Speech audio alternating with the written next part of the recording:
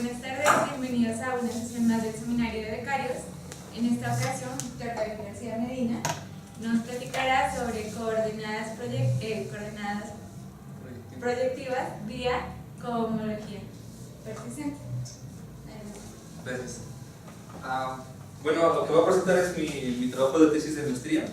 Entonces está incompleta, está dividida en tres partes. Voy a hablar una parte introductoria, las dos primeras partes, y la última lo voy a dejar como estado del arte, como a ver qué va a pasar, porque todavía no estoy completamente seguro de qué estoy entendiendo en el artículo en el que me estoy basando.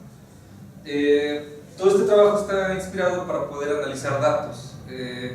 Es muy teórico, pero tiene una aplicación, el análisis de datos, para reducir complejidad algorítmica a la hora de querer sacar resultados de una nube de datos. A todas las pláticas a las que yo he ido, los que hablan de estos, casi siempre hacen este tipo de imágenes. Imaginemos que tenemos un montón de puntos en R2 dispuestos de esta manera.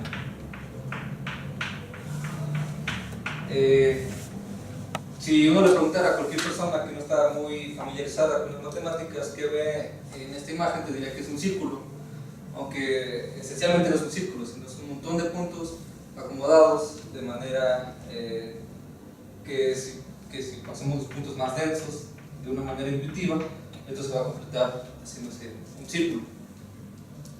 Entonces vamos a empezar por decir que la homología persistente es una herramienta para analizar datos. O sea, primero voy a hablar de homología persistente.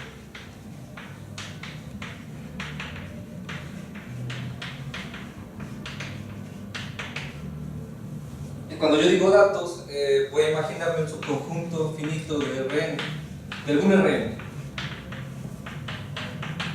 Como por ejemplo, si quisiera hacer los datos de las personas que estamos inscritas en el instituto, tendría que ser un vector, por ejemplo el primer vector que se llame Víctor, que sería yo, donde la primera coordenada sería mi edad, la segunda coordenada sería mi estatura, la tercera coordenada sería un 1 si soy hombre, un 2 si soy mujer, y así podemos seguir acumulando varios datos. Entonces tendremos un montón de vectores acomodados en algún cierto Rn, y la pregunta sería, ¿qué puedo decir de este conjunto de datos? ¿Qué me dice si yo tengo una matriz enorme donde cada columna es un atributo y donde cada fila es un objeto? Pero nosotros queremos darle topología a este conjunto de datos, pero un conjunto de datos es finito. ¿Cómo lo hacemos? O sea, nosotros estamos acostumbrados a que en un círculo, pues nos imaginamos una cosa continua, que la podemos ver como el 0, 1, identificando el 0 con el 1. Podemos pensar en una dona o en un toro. Generalmente pues lo hacemos con la topología cociente, identificando, haciendo esta identificación en el cuadrado unitario. Pero en este momento tenemos un montón de puntos así pegados en todo Rn. Para eso vamos a ocupar complejos simpliciales.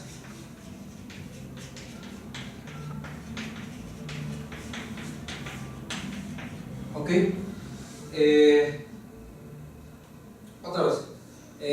Un simplejo, vamos a definir un cero simplejo, es un punto en Rn. N tiene que ser mayor que 0, obviamente. Un 1 simplejo va a estar conformado por una recta, puede ser como un vértice, como su conjunto de Rn. Aquí N tiene que ser mayor que 1, mayor o igual que 1. En general, si yo tengo n puntos en Rn, un n simplejo es la envoltura convexa de estos puntos.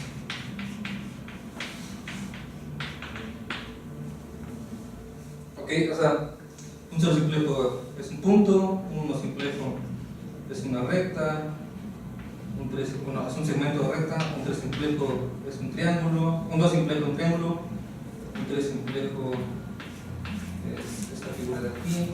La envoltura convexa, todas las combinaciones convexas de los vértices, y en dimensión 4, pues quién sabe cómo se vea, ¿no? Pero lo podemos imaginar así, como todas las combinaciones lineales cuyos coeficientes sumen 1 del conjunto de vértices o del conjunto de puntos que estamos considerando que se va a llamar el simplejo.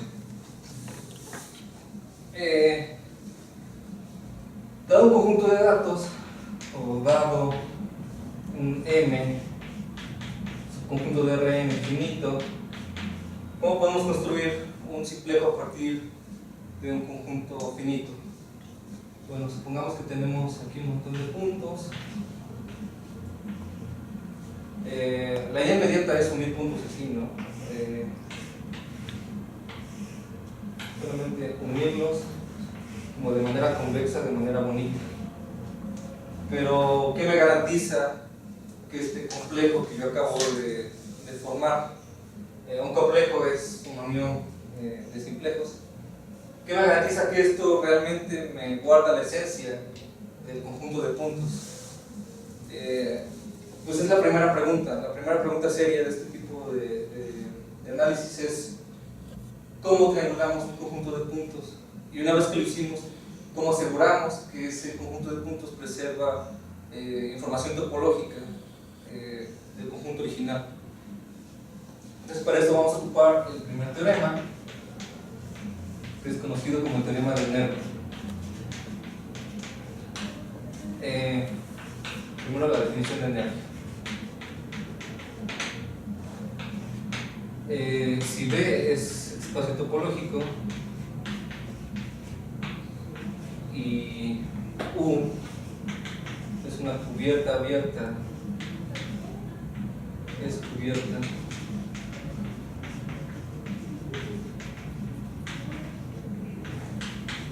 el nervio de U, o sea de esta cubierta, el nervio de la cubierta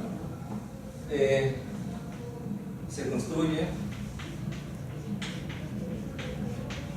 como si consideramos un X en UI y un Y en UJ. Vamos a generar un 1 simplejo, entonces el conjunto XY es 1 simplejo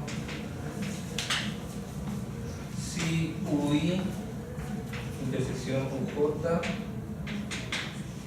es no vacía.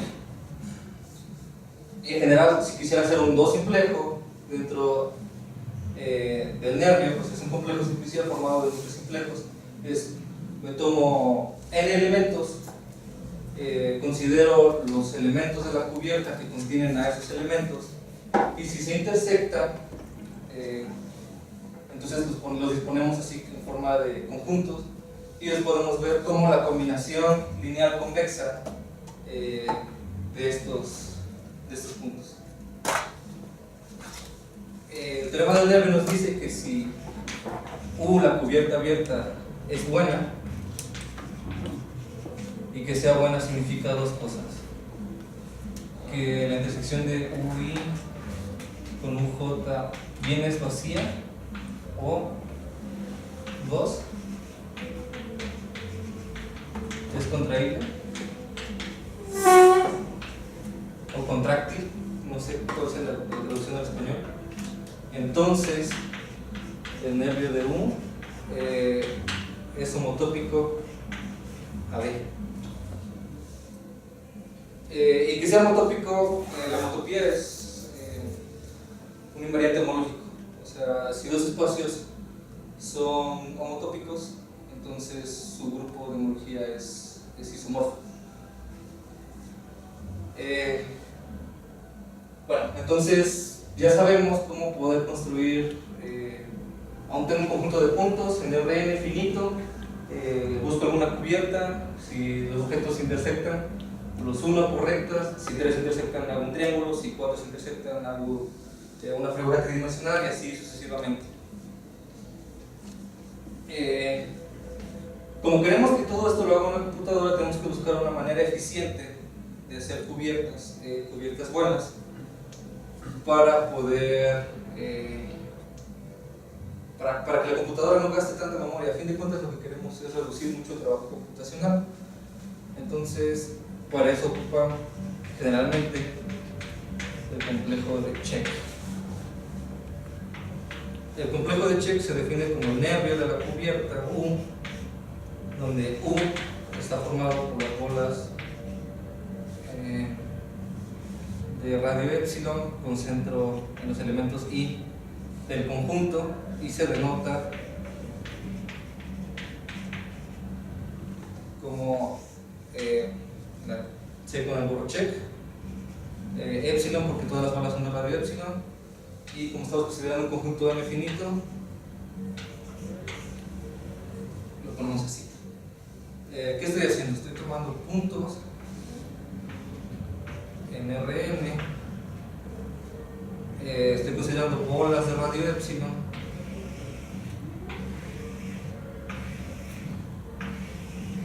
y cada vez que dos bolas se toquen, hago uno con un simplejo. Aquí en este ejemplo nada más unieron dos, entonces solamente va a ser un simplejo. Si hubiera hecho esto, aquí esto se une, aquí se intersectan, o sea, este se intersecta con este, lo uno, este con este, lo uno, se intersectan los tres, entonces lo relleno. Si nada más hubiera intersectado de esta manera,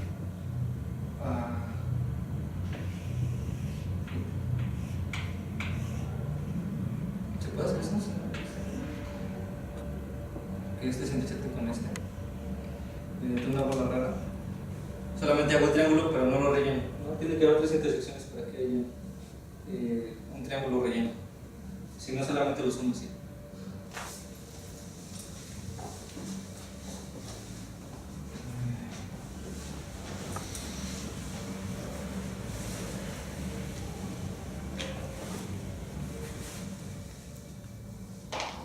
Entonces, consideramos un ejemplo pequeño. Los puntos A, B, C, D en R3.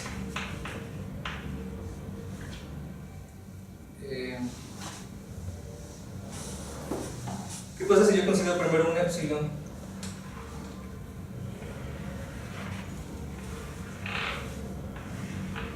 En el que nadie se toque. Pues tengo simplemente 4 ceros complejos, no hay mayor complicación, pero puede pasar que después de cierto epsilon se empiecen a juntar. Incluso puede suceder que nada más haya una tapa, puede suceder que haya dos tapas, puede ser que estén todas las tapas y que esté hueco por dentro, puede suceder que esté todas las tapas y aparte relleno por dentro. Para este caso, ¿cómo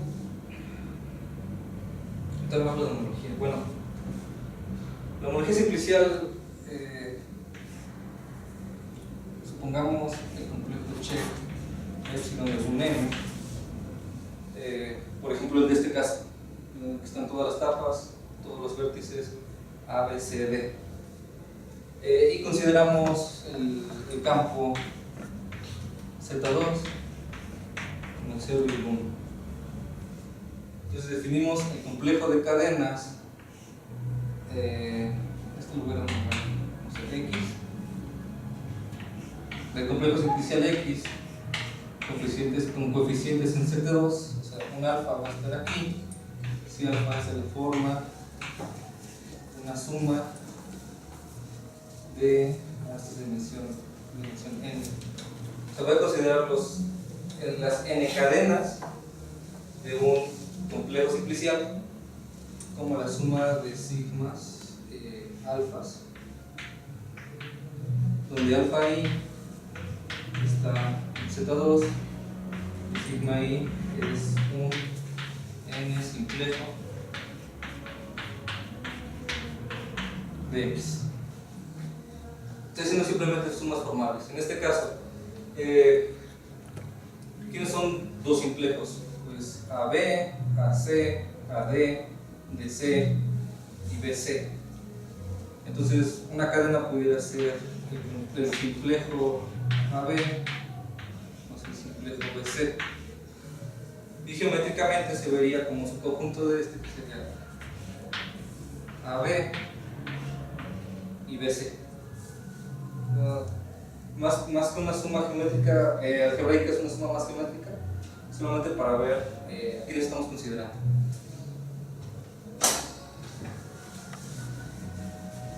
Y definimos el operador frontera. La frontera, la cronología es abajo o arriba es abajo, de una cadena o de un simplejo, donde la suma, si el simplejo es está bien, es un simplejo, es decir, estoy tomando n vértices en un Rm, la cubierta convexa de esos puntos es el n simplejo. La frontera de ese n simplejo va a ser la suma, considerando que estoy en Z2. O sea, si no estuviera en Z2, esta cosa cambia. Estoy diciendo Z2 porque es más fácil de entender y computacionalmente es más barato. Es 0, BJ burro. Bien. Donde BJ significa que voy a remover este elemento. Por ejemplo, consideramos el triángulo ABC. ABC está relleno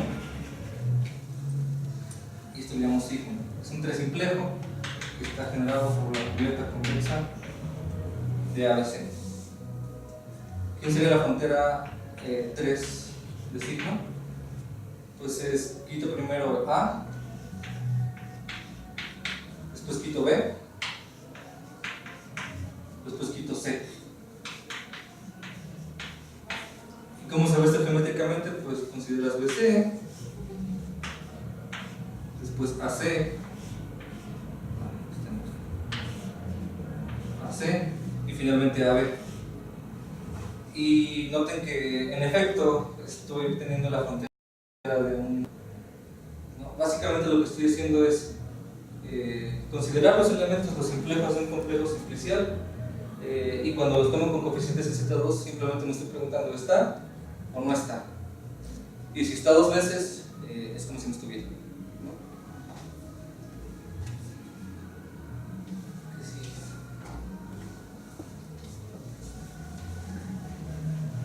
¿No sería la frontera 2 en vez de frontera 3? Porque es un no complejo.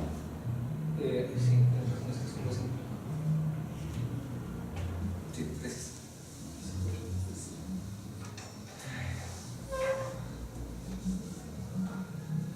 Bueno, ya les había comentado que con el complejo check, cuando nosotros queremos calcular la homología de un conjunto de datos, tenemos un montón de puntos en RM y le hago el complejo check. O sea, la idea inmediata es usar un complejo check en un conjunto de datos, obtengo un complejo simplicial y ese complejo simplicial obtengo la homología. Pero la pregunta sería, ¿qué valor de epsilon es el que me da el complejo simplicial correcto para dar una homología adecuada? Pues la respuesta es quién sabe, ¿no? Realmente lo que tenemos que hacer es considerar un montón de epsilons. Sabemos que hay un tope porque es un subconjunto finito, y nos damos cuenta de lo siguiente: si consideramos los complejos check de una triangulación donde epsilon es positivo, obtendremos una familia de complejos simpliciales que cumplen con la siguiente característica. Este es un subconjunto de este, siempre que epsilon sea menor que epsilon primo, ¿no? Porque si considero este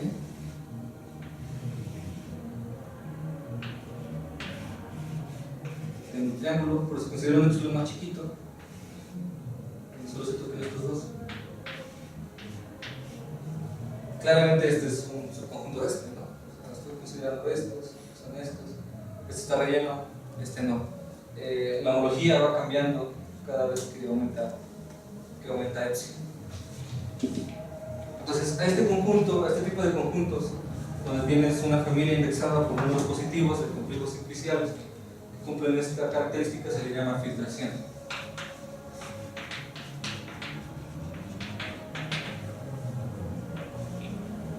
Entonces lo que vamos a hacer es calcularle la homología a todos los épsilons, a todos los complejos de Check para cada épsilon que vamos considerando. Y claro que al hacer este conjunto de esto puedo considerar la función inclusión. La función inclusión me induce un homomorfismo de grupos de homología, que en este caso son espacios vectoriales porque Z2 es campo. ¿No? Estoy considerando los elementos del complejo simplicial como el grupo y a Z2 como el campo.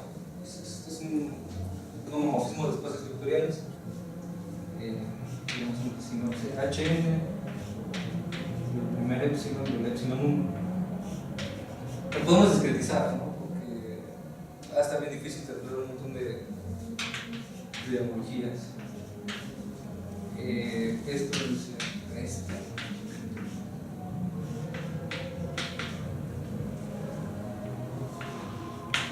Coeficientes en Z2. Sí.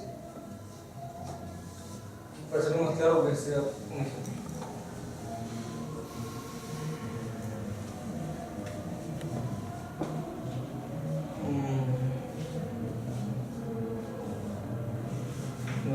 El primer epsilon quisiéramos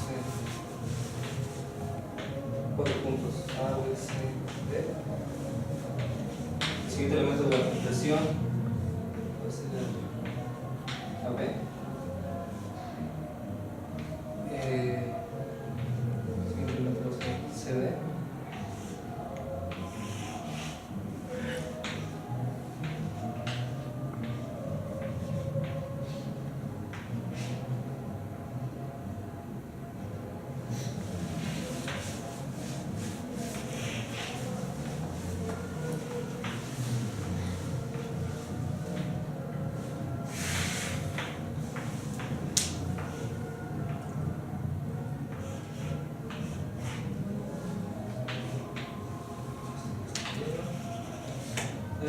Vean que cada paso va aumentando, voy aumentando los complejos. No necesariamente tiene que aumentar la dimensión. O sea, si yo quisiera poder, bueno, si salieran los experimentos aquí, pudiera salir un punto E. Quizás nunca se conecte, quizás sí, depende de cómo hagamos variar epsilon en la aplicación que vayamos haciendo.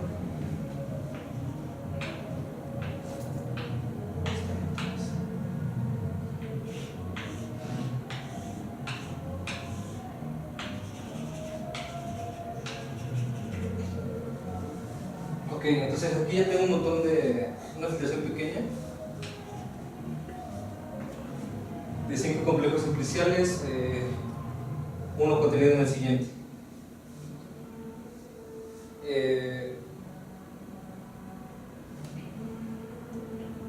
Nosotros queremos contar la homología, pero ni siquiera sabemos que una homología todavía. Bueno. Este es un operador que va de las cadenas de dimensión n a las cadenas de dimensión n menos 1. Definimos el kernel, bueno, el kernel lo llamamos Zn, la imagen de n menos 1 lo llamamos Bn. Mediante operaciones muy simples pueden ver que si es una frontera, composición a la frontera, les va a dar 0. Entonces, la imagen está contenida en el kernel. Entonces podemos definir la homología como Zn módulo Bn. Entonces estoy considerando las cosas que son ciclos, módulo las que son frontera. ¿No? O sea, si alguien es frontera de alguien, lo considero en el módulo.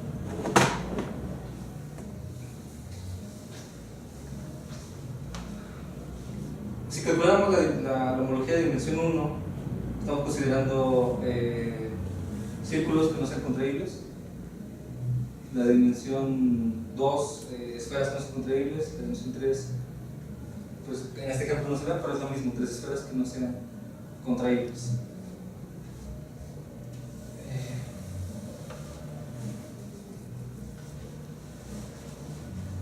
En este caso no tenemos, o sea, aquí la homología de dimensión 1 no hay lazos, no hay unos simplejos. Aquí sí hay. De aquí en adelante ya aparecen. Dos simplejos no aparecen. Bueno, sí aparece aquí uno. Aquí aparecen otros. Y pues bueno, con cálculos fáciles podemos ver que la homología de dimensión 1 de tiene que ser Z2, porque hay solamente un generador. Ese sería este triángulo de aquí. Aquí sigue siendo el mismo, pero aquí ya cambia la homología de dimensión 2 porque aquí ya aparece una tapa contraíble. En este caso sigue siendo Z2, pero veamos que ya no es el mismo generador. O sea, esta etapa de aquí abajo al rellenarse dejó de ser un círculo no contraíble para ser contraíble, pero dio paso a nos podemos decir que aquí el generador de la homología es ACD, porque aquí no se contrae, aquí sigue siendo el mismo. Aquí ya cambia por el ABC, o sea, la tapa de abajo ya se llenó, la tapa de los lados se llenó, pero la de aquí enfrente todavía no. Lo que nosotros buscamos es las clases que duren más tiempo durante la filtración sin morir. O sea, hay clases que aparecen, por ejemplo, esta clase apareció aquí, se mantuvo aquí, pero desapareció aquí, ¿no? Esto, como lo vemos, lo podemos ver como un diagrama.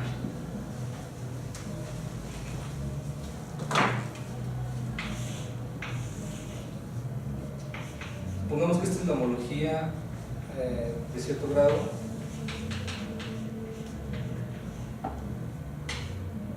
De X, o sea, de X1. La inclusión, mediante la inclusión, lo voy a meter al siguiente complejo simplicial de la filtración. O sea, considero la función de inclusión de aquí a acá. Esto me induce un homomorfismo entre los grupos de homología de aquí a acá, pero HN2 puede ser más grande. Eso por aquí, ¿no? O sea, aunque es el mismo, este realmente es más grande. Entonces, las clases que están afuera de la inclusión decimos que nacen, y si en el siguiente paso van a dar al grupo de homología completo del siguiente elemento de la filtración, decimos que muere. Aquí pasa eso, aquí nace el ciclo ACD, se mantiene y muere. Hasta ahí no estoy diciendo nada raro. Y pues bueno, sucede que los datos, hay un conjunto de datos que pueden descargar y lo pueden manipular si quisieran. Y si hacen este tipo de homología persistente, se dan cuenta que los datos están distribuidos en una dona. O sea, después de calcularle la homología, se dan cuenta que hay clases que se mantienen más tiempo que otras. Por ejemplo, aquí en H1, aquí 0,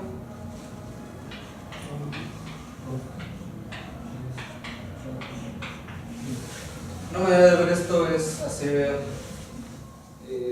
códigos de barras.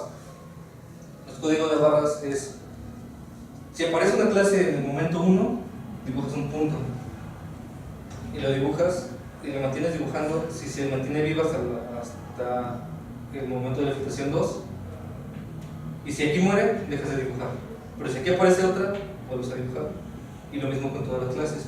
En este caso, ¿qué hacemos?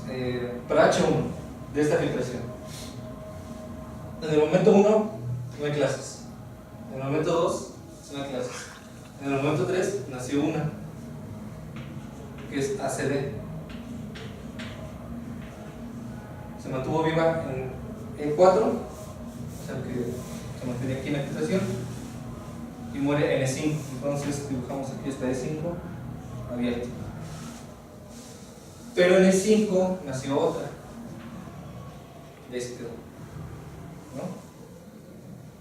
Si lo hiciéramos con H0, que son las componentes conexas, ¿qué sucede? Al momento 1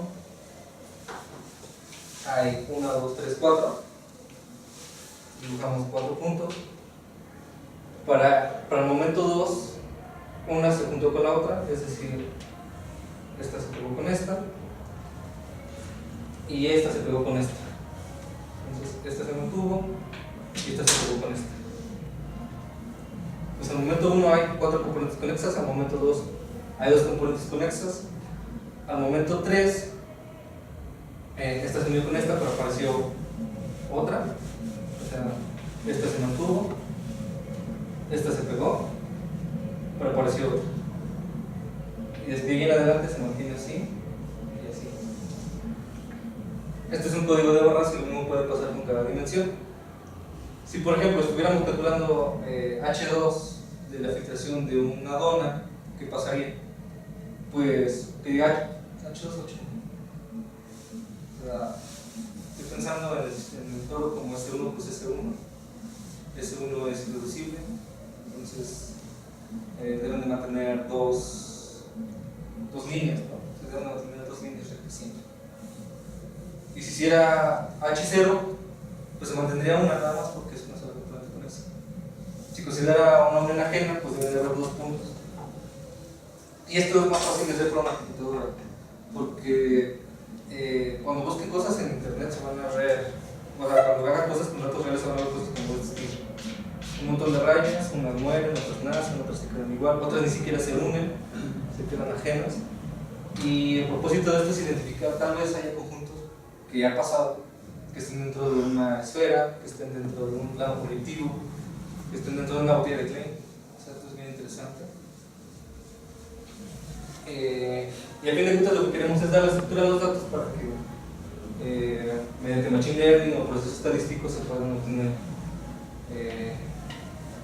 resultados interesantes, porque a fin de cuentas lo que queremos es información.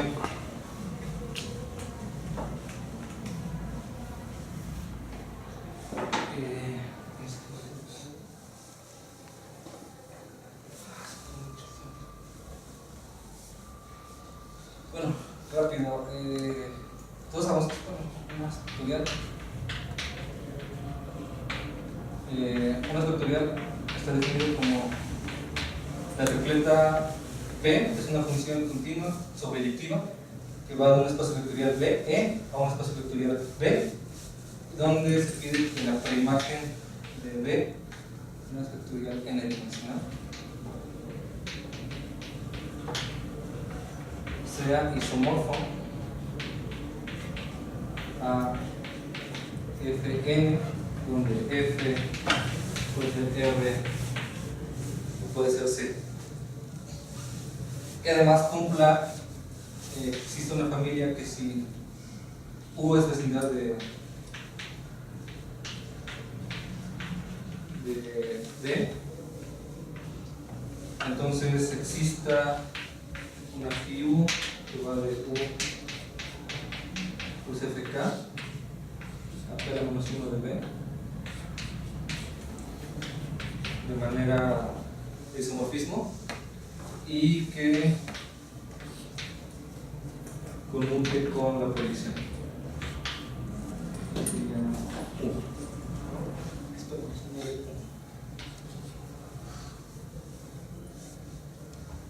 Se parece mucho a los haz fibrados, o sea, es un haz fibrado pero con fibra de un espacio vectorial.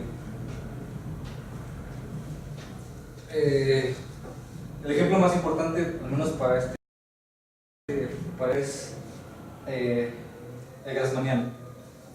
El grassmanniano está definido, o sea, como conjunto R de Fn es como todos los subespacios de Fn, tal vez que la dimensión de B sea igual a K.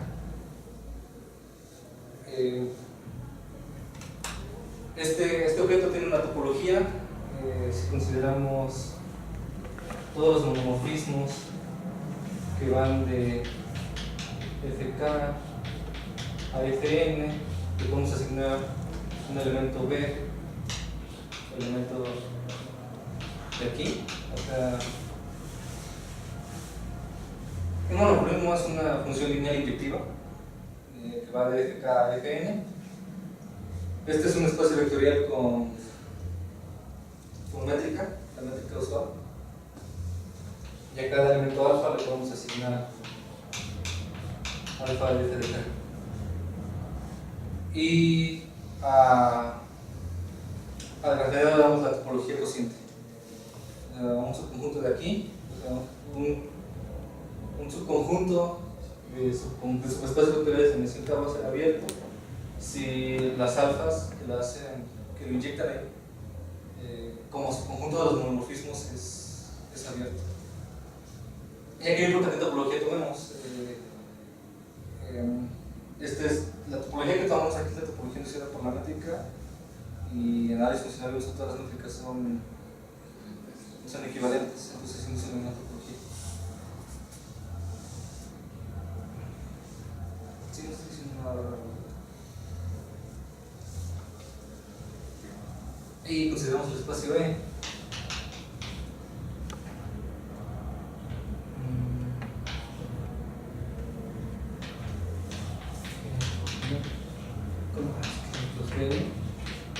Tal vez que B está en Grassmanniano, tal vez que B tiene dimensión K.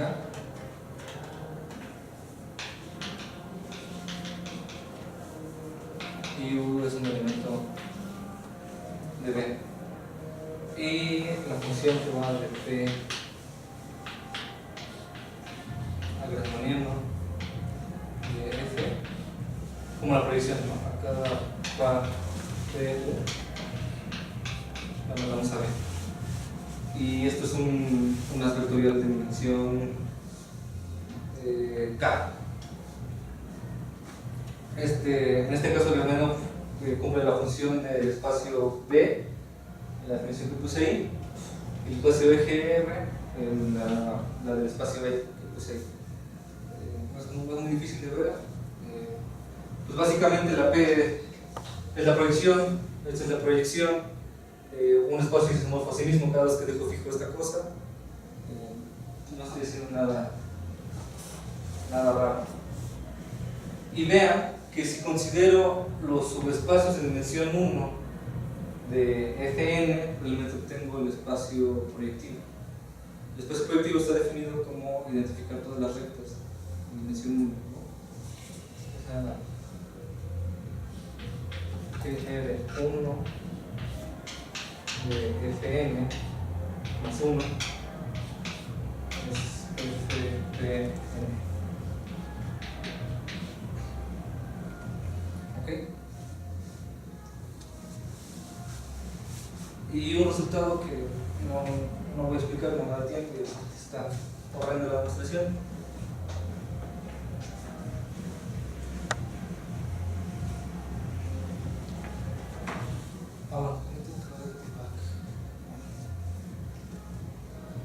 Otro ejemplo es que si tienen P y B una vectorial y F una función que va de B a B', podemos definir F estrella, que es el pullback.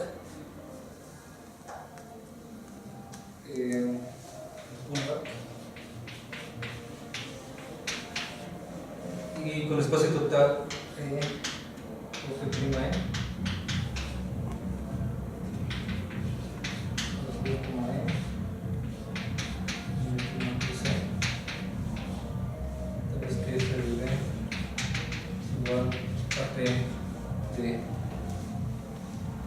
entonces P' que va de este disco E a B' también es una vectorial.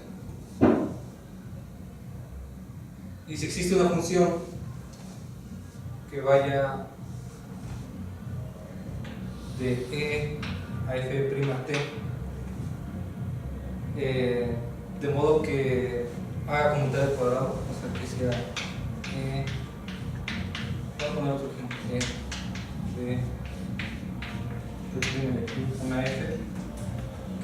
realmente este es un homomorfismo de espacios topológicos. De hecho, podría ser la misma de la identidad.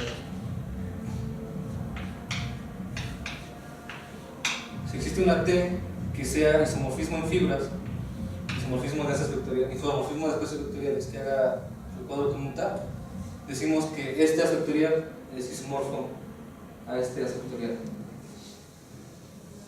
Y podemos construir un montón de asas vectoriales, considerando el Grassmanniano de su conjunto de dimensión K, tomando la n, incluso la n puede ser infinito. Considerar el plano proyectivo infinito en lugar de n que sea infinito. No se van a divertir, ¿no? Me estoy pasando muy mal.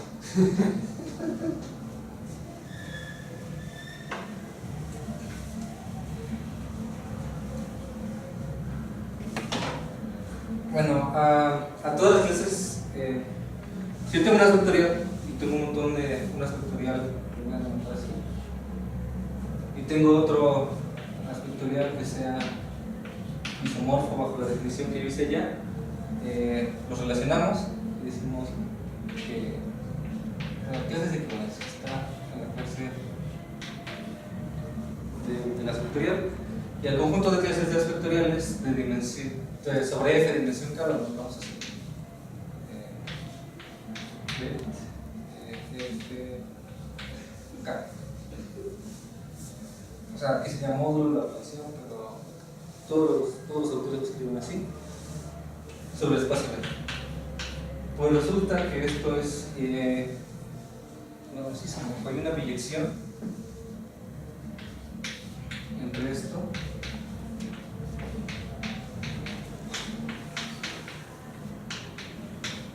y esto. Como a cada clase de las vectorial lo asigno con su. Sí, es que aquí pone como el pullback, pero no estoy seguro de que sea el pullback. Yo creo que no es. Yo, considerando, o sea, el artículo de que me estoy basando, me lo recomendó un doctor de Colombia y me dijo que había errores. Supongo que este es uno de ellos. O sea, porque aparte para el pullback necesito un espacio que no sea B. Supongo que es un error de notación y se refiere al pullback que se obtiene de una función que vaya de B al Grassmanniano. O sea, si f estrella es el pullback que definía ya, pero f original, f viene inducida de una f que va de aquí a aquí. Si no la verdad no le encuentro el sentido. ¿Y de dónde sacas esa f? Esa función. Es una función inyectiva que vaya de B a G de K. Ah, pero, o sea, ¿qué relación tiene con la clase de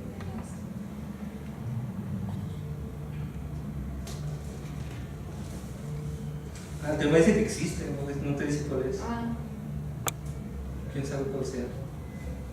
Pero dado una vectorial existe una función, dado que se pullback, puede ser obtenido a partir del lazo original.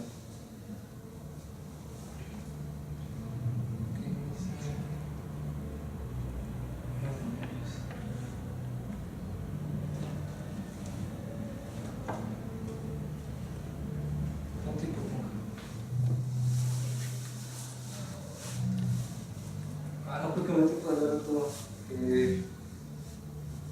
Bueno, a propósito era el siguiente. Tengo. Es que tengo que ver estas cosas. Imaginemos que la B es un conjunto de datos. Que la B es un conjunto de datos a lo que ya le hicimos una triangulación, de preferencia la triangulación check, que es fácil de computar. Lo metemos a Grassmanniano de dimensión 1 mediante este as vectorial. Entonces obtendríamos un f omega con unas coordenadas horrendas 0, y N, 7.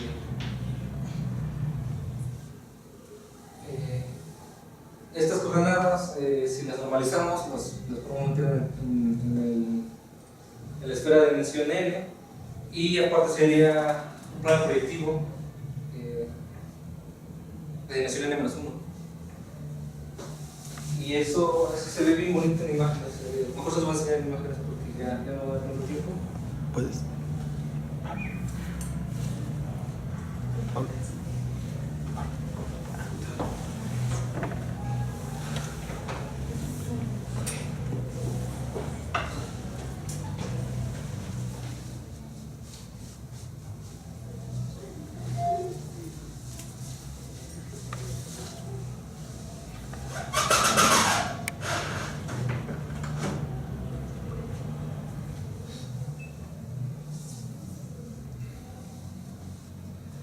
¿Puedo hacerte una pregunta antes de que las imágenes? Lo del código de barras, tú tenías así como que tu cadena, ¿no? De un código de barras siempre, o sea, hay una dirección unívoca entre el código de barras y tu cadena. O sea, siempre que tienes una cadena puedes sacar un código de barras. Pero y al revés, y que sea la misma, o sea, que sea realmente la que tú empezaste. Debe ser muy difícil. Yo creo que sí, pero. O sea, dado un código de barras, da una filtración. Ajá.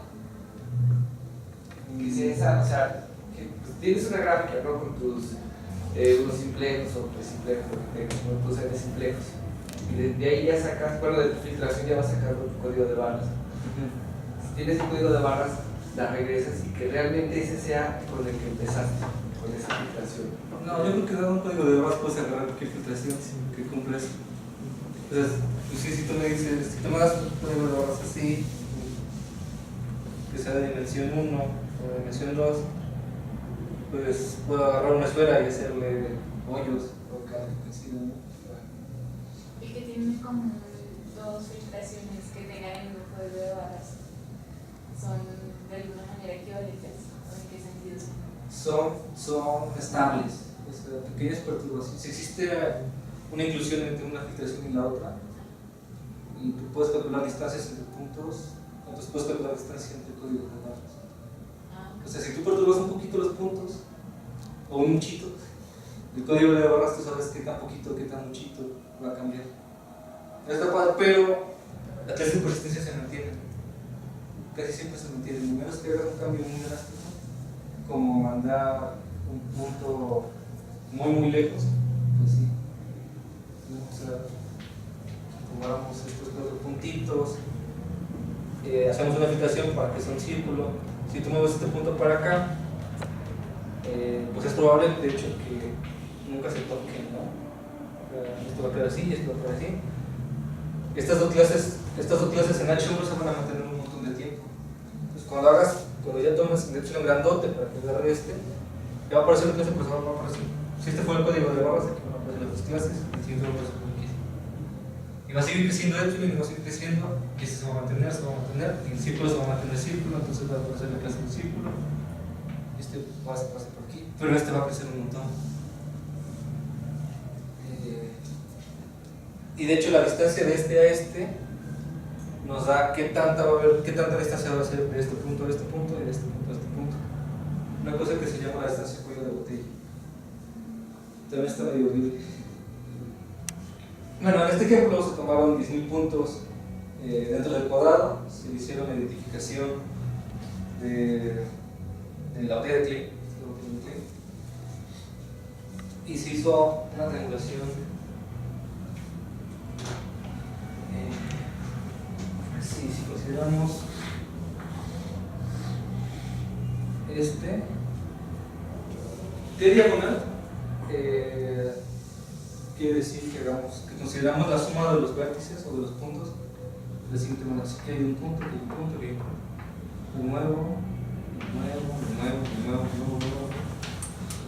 Los uno. Este es un solo complejo, aquí no hay nada de proporciones. Aquí es solo complejo simplicial. T diagonal significa que suma todos los que quedan en una diagonal. Igual aquí. En horizontal es muévete diagonal y horizontal. Aquí no es conmutativa la hoja, de hecho. Ya puedes hacer horizontal y vertical es vertical. Considera las sumas de cadenas, con cadenas de los puntos en diagonal y después en vertical. Me parece que aquí sí conmuta por la forma en la que está identificado. Entonces, después de hacer todo esto y calcular la homología, después de hacer esto que les platiqué, de poder meter mediante funciones el conjunto de puntos, en este caso, estos están dispuestos en forma de Gautier de Klein, que es una Gautier de Klein, y GR1 sería el plano proyectivo de dimensión 1 en la bola de dimensión 2, en este caso, adentro de la bola de dimensión 2, o sea, dentro de la cáscara. Y si consideramos primero estas dos cadenas, estos puntos son iguales a estos, y estos casi no se mueven, se quedan así muy bien comportaditos, o sea, no se tuercen.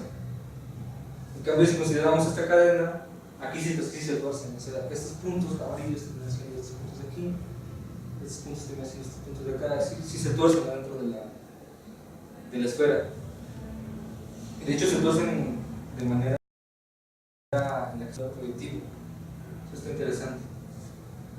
Aquí también se dispersan mucho, pero sí parece más un plano proyectivo, ¿no? Porque esto se está identificando con esto, con esto y con este, sí son más antipodal el hecho. Y si sumamos estos dos, obviamente con Z1, ese diagonal se va con diagonal, se queda horizontal con vertical, o sea, la suma de estos dos es este. Se tiene un cúmulo muy bonito adentro de la bola que se dispersa bastante bien. Y aquí se ve más, también se ve más plano proyectivo porque este es identificado con esto, con este, y los del centro casi no se mueven. Entonces, hiciéramos un montón de filtraciones. Si consideramos este conjunto de puntos y hacemos un montón de filtraciones, obtendríamos un montón de bolitas como estas, con un montón de clases de homología, de cohomología, estas son cohomología, que quién sabe cómo se comportan, pero queremos ver cuál persiste más, ¿no? ¿Qué tal si movernos de aquí a la siguiente triangulación? ¿Desaparecen puntos o aparecen círculos? O quién sabe qué va a pasar dependiendo del conjunto de datos. De hecho, aquí está otro ejemplo.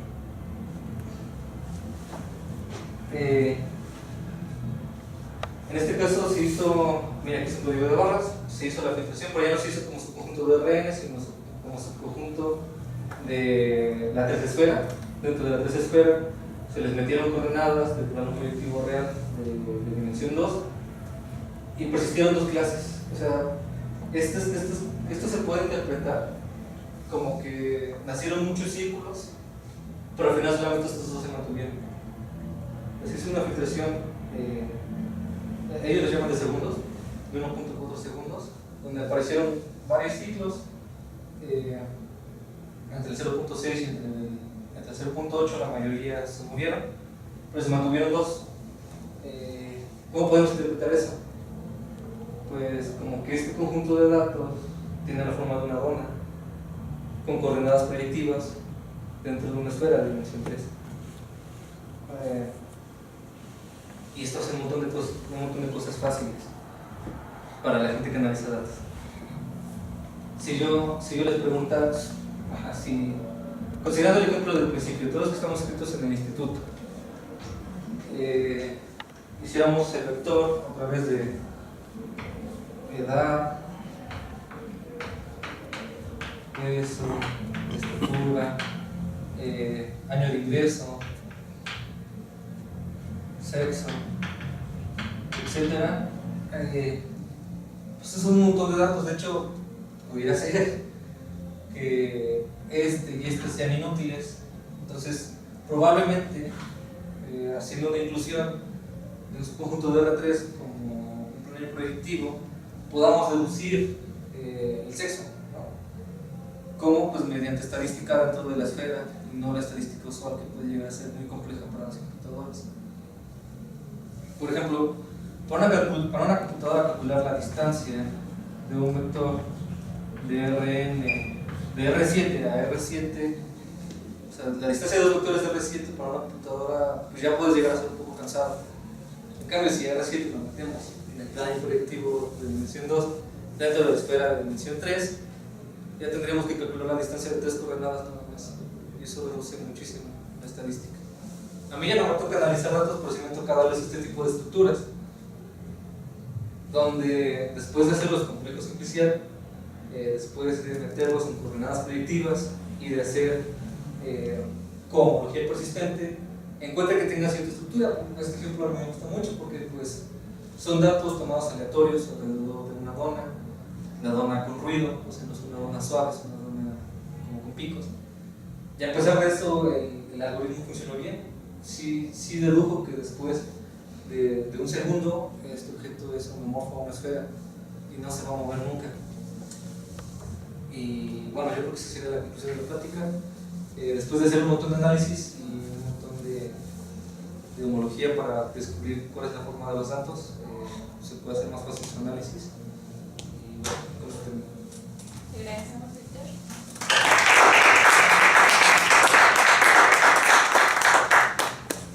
¿Tienen alguna pregunta para el expositor?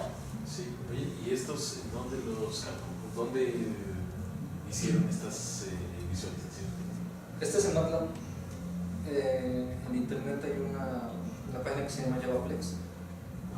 Ahí puedes descargar los algoritmos. Son muy fáciles, son casi de. Haz esto. Yo hice una prueba, es simplemente generar un montón de datos en una ronda. Es Randy y pones las coordenadas usuales de la ronda. Y después haces una aplicación. Ese algoritmo no te dicen cómo lo hacen, o sea, no está en las líneas del código, solamente está el programa. Pero calcular la homología es bien fácil, es bien fácil de deducir cómo hacerlo. O sea, no han intentado hacerlo sin utilizar código que es oscuro. O sea, sí, de hecho. Cajas negras. O sea, porque ese de MATLAB y en otros son cajas negras, donde no sabes si esto se está haciendo bien. En R lo están haciendo. Y ese sí es libre. Pero también si lo ves dices, no, pues es muy complicado. Y de hecho estas inclusiones yo todavía no las sé hacer en MATLAB. El autor del artículo me recomendó que lo leyera y que después hablara con él porque estas cosas no se las iba a soltar tan fácil a nadie, ¿no? De hecho no creo que me las vaya a dar a mí. Voy a tener que hacer todo teórico.